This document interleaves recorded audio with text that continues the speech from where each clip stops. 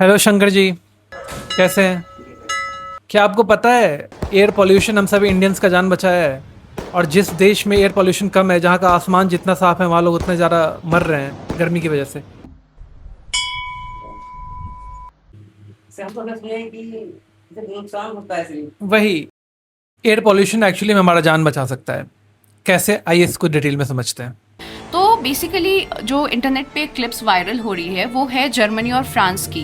Actually हम लोग Europe में देख रहे हैं कि लोग मर रहे हैं, सड़कें मेल्ट हो रही हैं, टेम्परेचर बहुत ज़्यादा जा चुका है। पर हम इंडियंस का ये कहना कि हम तो 40-45 डिग्री में आराम से चाय पी रहे हैं और वो तो 30-35 डिग्री 40 में ही मर जा रहे हैं। This is not a fair comparison. इसमें बहुत सारे फैक्टर्स काम करते हैं। Will break down this factors for you to understand it very clearly. सबसे पहला फैक्टर जो हम समझेंगे that is the geographical location.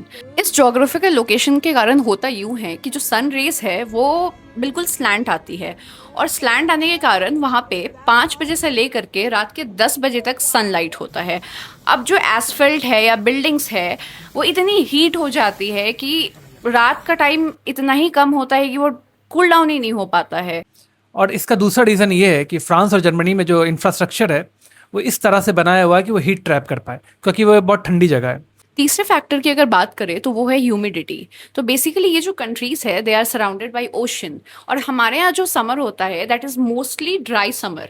तो इसमें क्या होता है कि हमारे बॉडी से जो स्वेट होता है वो एवापोरेट हो पाता है, और वहाँ पे बेसिकली क्या हो रहा है कि वहाँ एवापोरेशन नहीं हो पा रहा है। और अगर एयर पोल्यूशन के कंट्रीब्यूशन की बात करें तो उसको ऐसे समझ सकते हैं, जैसे कोई थिक पार्टिकल ऊपर एटमॉस्फेयर में जा रहा है, तो जो इनकमिंग सोलर रेडिएशन है वो उससे टकरा के वापस जा रहा है, जिस वजह से वो सनरेज नीचे तक नहीं पहुंच पा रही है। और हमारा जो इन्वायरमेंट है वो थोड़ा कूल डाउन रहता है in comparison to European nations, जहाँ पे एयर पोल्यूशन उतना ज़्यादा नहीं है और सनरेज डायरेक्टली ग्राउंड तक हिट कर पा रहा है। और एक मेजर रीज़न ये है कि वहाँ के जो लोग हैं उनको कभी आदत नहीं रही है इतनी गर्मी में रहने की। जैसे हम इंडियंस हैं, जब से हमारा जन्म होता है हमें पता है कि ये बहुत हॉट कंट्री है, हम उस इन्वायरमेंट में रहे, वैसे पले बड़े हैं, तो हमारी बॉडी एडजस्ट हो गई है।